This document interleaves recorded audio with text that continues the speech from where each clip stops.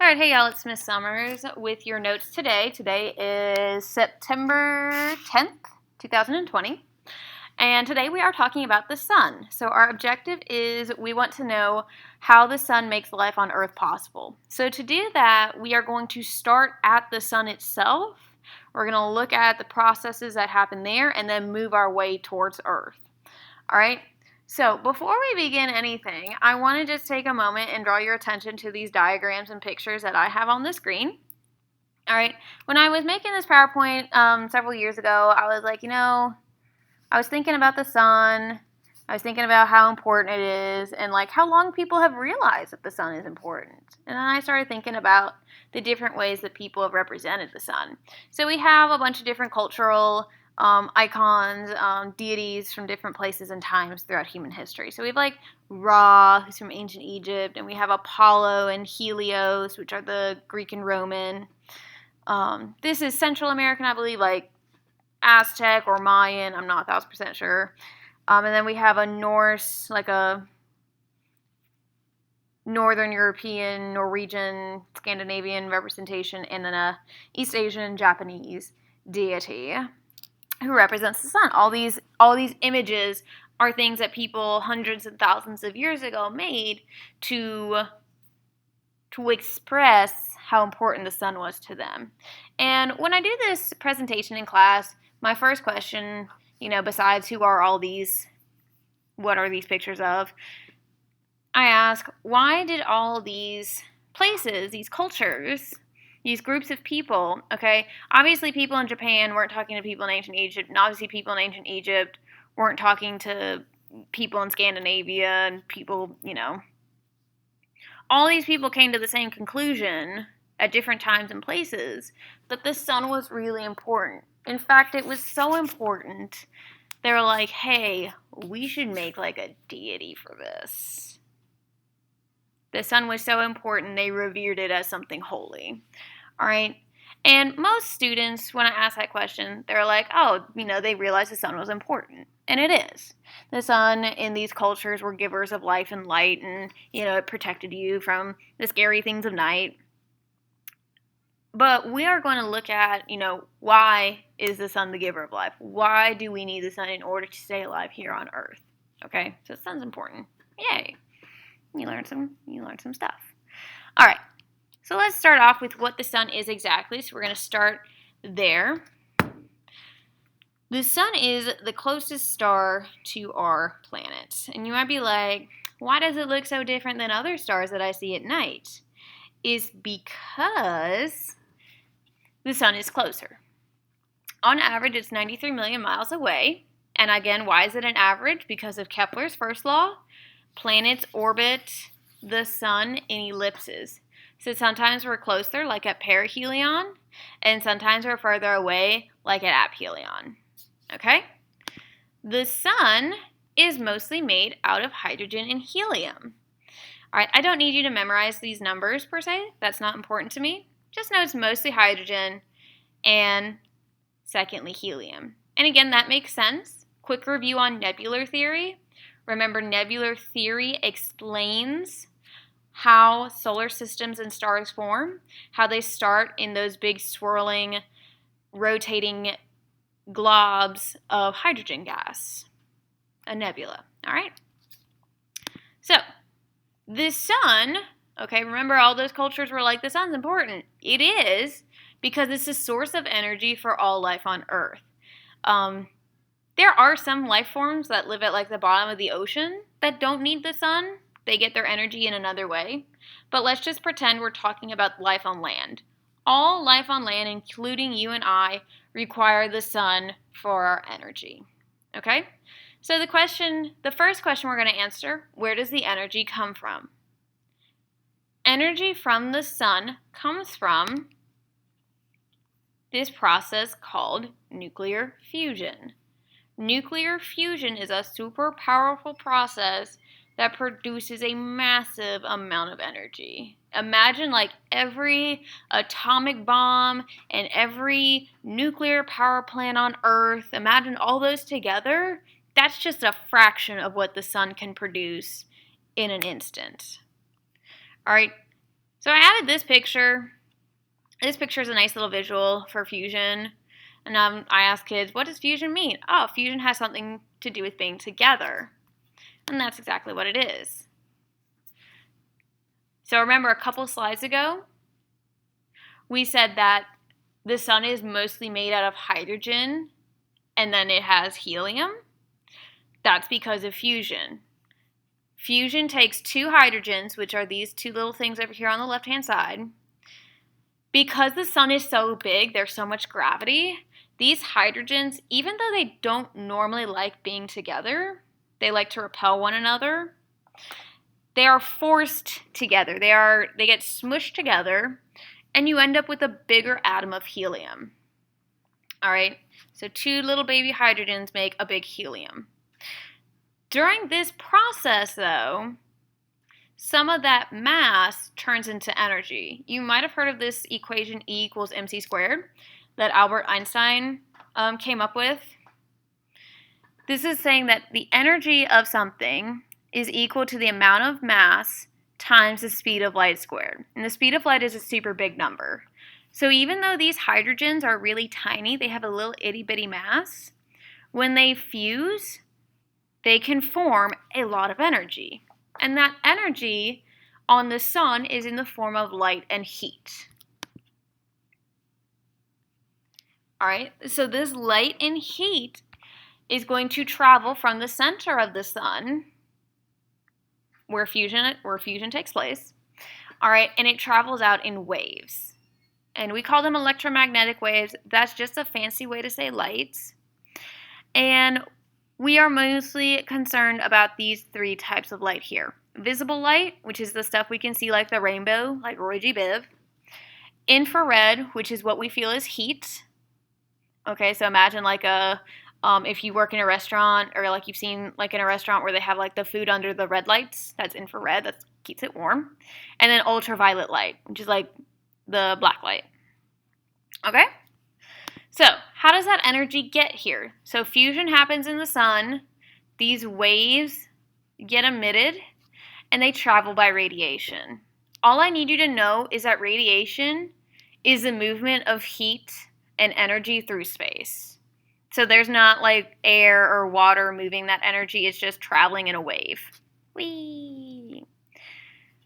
All right, now, so we've gone from the sun, we know it's a star, fusion happens, the hydrogens come together to make helium and energy. The energy travels by radiation, it hits the Earth. Not all of that energy gets absorbed by the surface. Some of it bounces back into space, especially, and you'll see in this diagram, it's bouncing off of light-colored things like clouds, ice caps, glaciers. That's because light colors are reflecting. They're like mirrors. Light bounces off of them. All right? Some of the energy is going to be absorbed in our atmosphere. So remember, the atmosphere is above us. It protects us. The ozone layer, when we get to atmosphere, we'll talk about what it's made out of exactly. It's made out of ozone. Spoiler alert. But we'll talk about how it forms.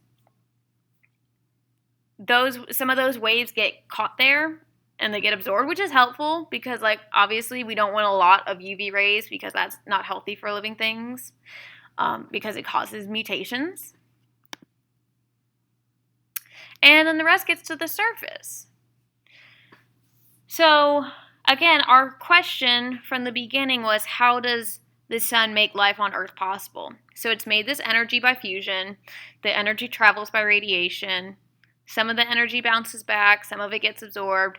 The energy that does get here to the surface of Earth heats up the Earth's surface.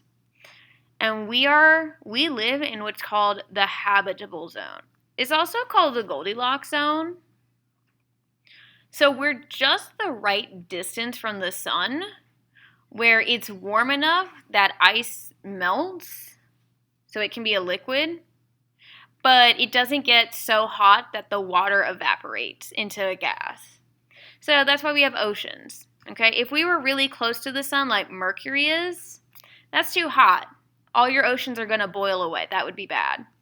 And if we were too far, like if we were where like Jupiter is, that's way too far away. We're not going to get enough heat. The water would freeze and it would all be ice. And that wouldn't be helpful either. So we live in this happy in between. Yay, us. All right. Now, I want to ask you, is the surface of the Earth heated equally? All right, so does all this energy get distributed evenly around? And the answer is no, and that's going to affect things like climate. All right, so we remember from mapping with latitude, areas that have really high latitudes, like near the poles, those areas are colder, obviously, because they don't get as much sunshine. They're not getting hit at a direct angle.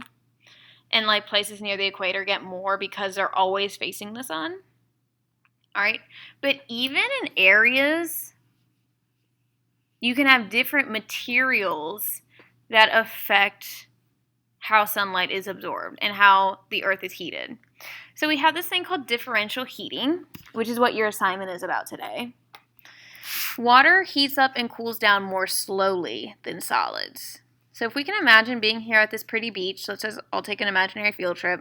We get here, we take our little shoes off because we're excited, and we step on the sand, okay? Especially like during summer, this sand's going to be really, really hot. And you're going to be like, oh my gosh, my feet are burning. All right? So my first instinct would be, well, I'm going to run down to the water. And as soon as I get in the water's a lot colder. Water takes a lot of energy to heat up, and it holds on to energy. Land heats up really fast and cools down really fast. So if you're somewhere near an ocean like this is going to moderate your temperature around you. Places around oceans have a smaller temperature range. So it's not as cold in the winter and it's not as hot in the summer. It's sort of mild. Areas that are landlocked, so like imagine somewhere like, what's a good state for this? Michigan's a good state for this. Kansas is a good state for this. The northern part of Texas. Okay, think about like the middle of the country. It gets super crazy hot in the summertime, and it gets super crazy cold in the winter. That's a big temperature range because it's landlocked. It's not near water. So I have a visual for you to go with that. So we have Dallas and San Diego. All right, Dallas and San Diego are on the same latitude. They're 32 degrees north of the equator. All right, but in San Diego, here's the temperature in the wintertime. It's like the 50s. It's colder, but it's not uncomfortable. And in the summertime, it gets up to like the 70s, maybe the 80s if it's really hot. So maybe like a 20 or 30 degree range. It's over here by the ocean. Dallas, Texas, in the wintertime, it gets down to like nearly the 40s, and it gets above the 80s in the summertime. So this is like a 45 degree range. It's because Dallas is landlocked.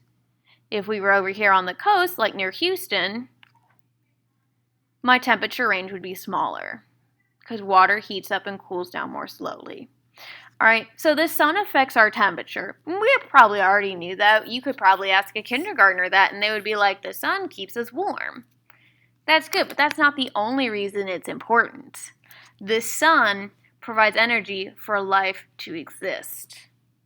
And it does so by using, or it's used by, I should say, the sun's energy is used by the life at the bottom of the food chain. We call the organisms at the bottom of the food chain producers. These are all producers here. These are producers, these thingies right here. And you might be like, oh, they're all green. They're all plants. Usually producers are. A producer, and if you're in biology, you already know this. A producer makes their food using light from the sun in a process called photosynthesis. So, bringing it all back together, the sun's a star, nuclear fusion happens, fusion produces light, the light travels by radiation, a plant gets that light and turns it into food in the form of sugar. All right. Plants are all producers. Algae is actually the #1 producer because algae lives in water and the majority of the earth is covered in water. So thank you, algae. You're awesome. And then some of our bacteria friends can do this as well. All right. Now you might be like, well, that's really cool. A producer makes their own food, but you are not a plant, nor are you an algae or a bacteria. So why is the sun important to you? Well, you end up using the sun's energy when you consume food. All right. So consumers are other organisms that will eat a producer, and they will take some of that energy and carry it on through the food chain. So here we have a picture. Here's the sun. It's making energy through fusion. The light travels by radiation. The plant takes the light, does photosynthesis. Now the plant has food. Well, now the grasshopper is going to eat the plant. Some of the energy that the plant got from the sun goes to the grasshopper. And now the grasshopper has a little bit of the sun's energy. Then the frog eats the grasshopper, and the frog gets some of that energy. And then the bird eats the frog. All right, so we're all connected, like the circle of life in The Lion King, either the new or the old version, whatever your fancy is. All right, so every time you eat something, you are utilizing energy from the sun. That's what you're putting into your body indirectly, okay? Whenever you eat a potato chip, all right? Potatoes are plants. They got their energy from the sun. A little bit of that energy is going to go to you when you consume that food, all right? I'm going to hold off on that slide for right now. So the sun is important to us because it produces energy. The energy is produced by fusion, travels through radiation. It keeps us warm. It heats us up, but not evenly. Some places get warmer, some places get cooler. And then it provides us energy that we obtain through eating things. All right? So those are the two main things that the sun provides to us that makes our life possible. Okay? So what I want you to do, you're going to go to Canvas.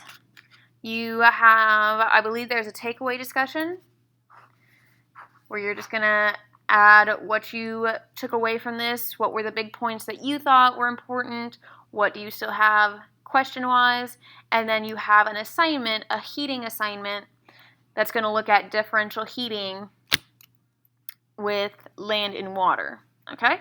So I will see you all tomorrow on the 11th. So make sure you bring your questions then.